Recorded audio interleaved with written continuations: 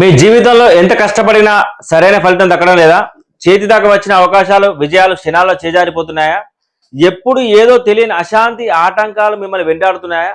అయితే దానికి కారణం మీ జాతకంలో దాగి ఉన్న కాలసర్ప దోషం కావచ్చు. కాలసర్ప దోషం అనగానే చాలా మంది భయపడిపోతారు. తమ జీవితం ఇంకా కష్టాల పాలే అని ఏ పని కలిసి రాదని ఆందోళన చెందుతుంటారు. ప్రపంచాన్ని శాసించిన ఎంతో మంది గొప్ప నాయకులు, కోటీశ్వరులు, సెలబ్రిటీల జాతకాల్లో కూడా కాలసర్ప దోషమే అద్భుతమైన రాజయోగంగా మారిందన్న నిజం మీకు తెలుసా? అసలు కాలసర్ప దోషం అంటే ఏమిటి? జ్యోతిష్య శాస్త్రంలో ఈ దోషాలు ఎన్ని రకాలుగా ఉంటాయి? మీ జాతకంలో ఏ రకమైన దోషం ఉందో తెలుసుకోవడం ఎలా? ఈ రోజు మనం ఈ రహస్యాలన్నిటి కూడా స్పష్టంగా తెలుసుకుందాం.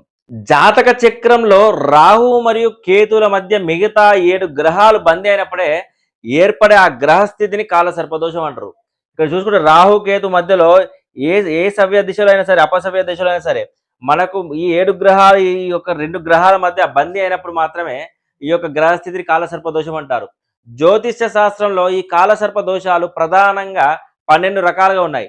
జాతక చక్రంలోని 12 భావాలలో అంటే 12 ఇళ్లలో ఈ యొక్క 12 భావాలకు సంబంధించి 12 ఇళ్లలో రాహు మరియు కేతువులు ఏ స్థానాల్లో ఉన్నారనే దాన్ని బట్టి ఈ యొక్క 12 రకాల పేర్లను అలాగే ఇవి ఇచ్చే ఫలితాలను కూడా మన జ్యోతిష్య పండితులు నిర్ణయించారు.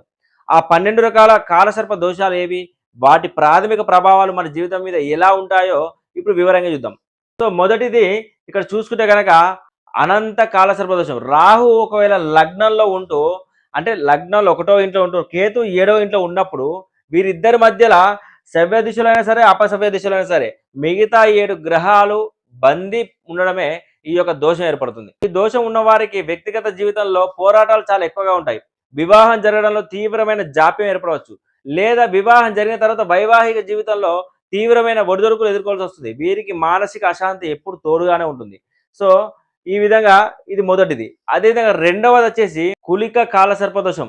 జాతకంలో రాహు 2వ ఇంట్ల, కేతు 8వ ఇంట్లో ఉన్నప్పుడు దీన్ని కులిక కాలసర్పదోషం అంటారు. సో ఇక్కడ చూసుకుంటే ఫర్ ఎగ్జాంపుల్ మీనలగ్న జాతకులు చూసుకుంటే కనుక ఈ మీనలగ్నానికి 2వ భావం రాహు, 8వ భావంలో కేతు. సో ఇలా ఉన్నప్పుడు దీన్ని కులిక కాలసర్ప దోషం అంటారు. ఇది ప్రధానంగా మనిషి యొక్క ఆర్థిక స్థానాన్ని తీవ్రంగా దెబ్బతీస్తుంది. కుటుంబ సభ్యుల మధ్య తరచు మనస్పర్ధలు రావడము, తమ మాట తీరు వల్లే ఎదుటి వారితో శత్రుత్వం పెంచుకోవడం జరుగుతుంది. దీనికి తోడు అప్పుల బాధలు కూడా వీరికి ఎక్కువగా ఉంటాయి. సో ఈ విధంగా రెండవది మనం కులిక కాలసర్ప దోషం ఇది ఈ విధంగా ఉంటుంది. మూడవది చూసుకుంటే వాసుకి కాలసర్ప దోషం. రాహు ఒకవేళ 3వ ఇంట్లో ఉండి కేతువు 9వ ఇంట్లో ఉంటే ఈ దోషం వర్తిస్తుంది. ఫర్ ఎగ్జాంపుల్ ఇది మేషలగ్నం అనుకుందాం. ఇక్కడ ఇక్కడ రాహు ఉండి ఇక్కడ 9వ స్థానంలో కేతువు ఉంటే ఈ యొక్క దోషం అనేది వర్తిస్తుంది. ఈ స్థానం కారణంగానే తోబుట్టులతో ముఖ్యంగా తమకంట చిన్నవారితో విభేదాలు వస్తాయి. వీరి జీవితంలో ఎంత కష్టపడినా సరే గుర్తింపు అస్సలకే రాదు. అదృష్టం తమకు ఏమాత్రం కలిసి రావడం లేదనే నిరాశ ఎక్కువ ఉంటుంది. వీళ్ళకి నిరాశ ఆ భావన ఎప్పుడు వీరి మనసులో ఉండిపోతుంది. సో ఈ విధంగా ఈ యొక్క దోషం అనేది ఇలా ఈ విధంగా ఇబ్బంది పెడుతుంది. అదేవిధంగా 4వది చూసుకుంటే శంఖపాల కాలసర్ప దోషం. ఒకవేళ రాహు 4వ ఇంట్లో ఉంటూ కేతువు 10వ ఇంట్లో ఉంటే అంటే ఫర్ ఎగ్జాంపుల్ 4వ ఇంట్లో రాహు ఉండి 10వ ఇంట్లో కేతువు ఉంటే ఇది ఎగ్జాంపుల్ మేష లగ్నం అని చెప్తున్నా. ఎవరి లగ్నం నుంచి చూసుకున్నా కూడా ఒకవేళ ఫర్ ఎగ్జాంపుల్ మీన లగ్నం అనుకోండి. మీన లగ్నానికి 4వ ఇంట్లో మిథున రాశిలో రాహు ఉండి ఇక్కడ ధను రాశిలో కేతువు ఉంటే కూడా ఈ దోషం ఏర్పడుతుంది. అంటే లగ్నం నుంచి మనం చూసుకోవాలి. లగ్నం నుంచి రాహు 4వ ఇంట్లో కేతు 10వ ఇంట్లో ఉన్నప్పుడు ఇది ఏర్పడుతుంది. మరి ఈ దోష ప్రభావం వల్ల తల్లి ఆరోగ్య సమస్యలు రావడం లేదా తల్లితో తరచుగా విభేదాలు రావడం జరుగుతుంది. సొంత ఇల్లు, వాహనాలు, ఆస్తుల వ్యవహారాల్లో ఎప్పుడు ఏదో ఒక చిక్కులు వస్తూనే ఉంటాయి. అంతేకాకుండా వీరు చేసే ఉద్యోగంలో సరైన స్థిరత్వం ఉండదు. 5వది పద్మకాల సర్పదోషం. పద్మకాల సర్పదోషం అనేది రాహు 5వ ఇంట్లో ఉండి కేతు 11వ ఇంట్లో ఉంటే పద్మకాల సర్పదోషం అంటారు.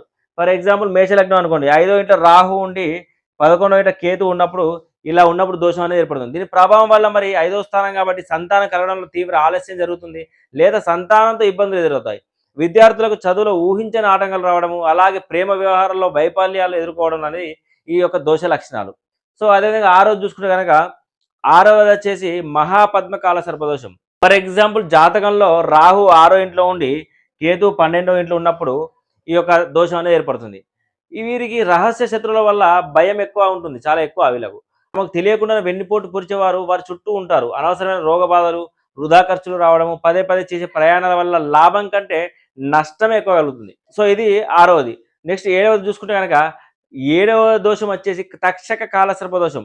ఒకవేళ ఇక్కడ ఈ రాహు 7వ స్థానంలో ఉండి ఈ కేతు 1వ స్థానం లగ్నంలో ఉంటే గనక ఈ దోషం ఏర్పడుతుంది. అంటే ఈ యొక్క దోషం వల్ల నమ్మి పెట్టుబడి పెట్టిన వ్యాపార భాగస్వాముల వల్లే వీరు మోసపోవడం జరుగుతుంది. దాంపత్య జీవితంలో కూడా ఒకరినొకరు అర్థం చేసుకోకపోవడం వల్ల తరచుగా మనస్పర్ధలు వచ్చి ఇబ్బంది పడతారు. సో ఈ విధంగా ఈ యొక్క దోషం అనేది ఏర్పడుతుంది. అదేవిధంగా 8వ వచ్చేసి కర్కోటక కాలసర్ప దోషం. ఇది రాహు 8వ ఇంట్లో ఉండి 2వ ఇంట్లో కేతు ఉంటే ఈ యొక్క దోషం అనేది ఏర్పడుతుంది. ఈ దోషం ఉన్నవారు ఆకస్మిక ధన నష్టాలను ఎదుర్కొంటారు. పిత్రార్జితం లేదా వారసత్వంగా రావాల్సిన ఆస్తులు చేజారిపోవడం జరుగుతుంది. వీరు మాట్లాడే మాటలో విపరీతమైన కురుకుదనం ఉండడం వల్ల ఆత్మీయులు మరియు బంధాలు దూరం అయిపోతాయి. సో ఈ విధంగా టోటల్గా ఈ యొక్క దోషం అనేది ఈ విధంగా ఉంటుంది. అదేవిధంగా 9వది వచ్చేసి శంఖచూడ కాలసర్ప దోషం.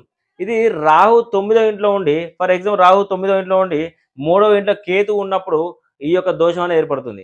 వీరికి గురువులతో లేదా సొంత తండ్రితోనే సఖ్యత లోపిస్తుంది. దైవ కార్యాలు చేయాలనుకున్నా కూడా ఏదో ఒక ఆటంకం ఎదురవుతూనే ఉంటుంది. ఏ పని చేయాలన్నా కూడా ధైర్యం సనగిలడము, మొదలుపెట్టిన పనులు తరచుగా అడ్డంకులు రావడం అనేది వీరికి సర్వసాధారణం.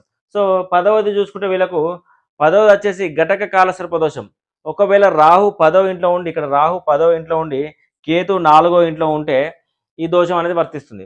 వీరి వృత్తి జీవితంలో పై అధికారులతో ఎప్పుడు గొడవలు అవుతూనే ఉంటాయి. ఉద్యోగంలో పదే పదే మార్పులు రావడం వీరికి లేదా అస్థిరత ఎక్కువగా ఉంటుంది. ఆఫీస్ పని ఒత్తిడి వల్ల కుటుంబానికి ఏమాత్రం సమయం కేటాయించలేక ఇంట్లో ప్రశాంతత లోపిస్తుంది. 11వది చూసుకుంటే విషధార కాలసర్ప దోషం. రాహు 11వ ఇంట్లో ఉండి కేతు 5వ ఇంట్లో ఉండడం. రాహు ఫర్ ఎగ్జాంపుల్ 11వ ఇంట్లో ఉండి కేతు వచ్చేసి ఇక్కడ 5వ ఇంట్లో ఉండడం. దీనిని విషధార కాలసర్ప దోషం అంటారు. ఇంట్లో ఉన్నప్పుడు ఇది పెద్దల ఆస్తుల వ్యవహారాల్లో లాభాలు చేతి దాకా వచ్చినట్లు వచ్చి ఆగిపోతాయి. సొంత పెద్ద అన్నదమ్ములతో విభేదాలు రావడం వల్ల, అలాగే వ్యాపారంలో పెట్టే పెట్టుబడులు ఊహించని విధంగా నష్టాలు చూస్తారు. సో ఈ విధంగా ఇబ్బంది ఉంటుంది. ఇక చివరిది చూసుకుంటే కనుక 12వది శేషనాగ కాలసర్ప దోషం. రాహు ఒకవేళ 12వ స్థానంలో ఉంటూ 6వ స్థానంలో కేతు ఉన్నప్పుడు దీన్ని శేషనాగ కాలసర్ప దోషం అంటారు. వీరికి అనవసరమైన కోర్టు కేసులు, చట్టపరమైన లిటిగేషన్స్, నిద్రలేమి సమస్యలు ఎదురవుతాయి. వీరి జీవితంలో చాలా వరకు అమూల్యమైన సమయం ఈ అనవసరమైన గొడవలను పరిష్కరించుకోవడానికే సరిపోతుంది.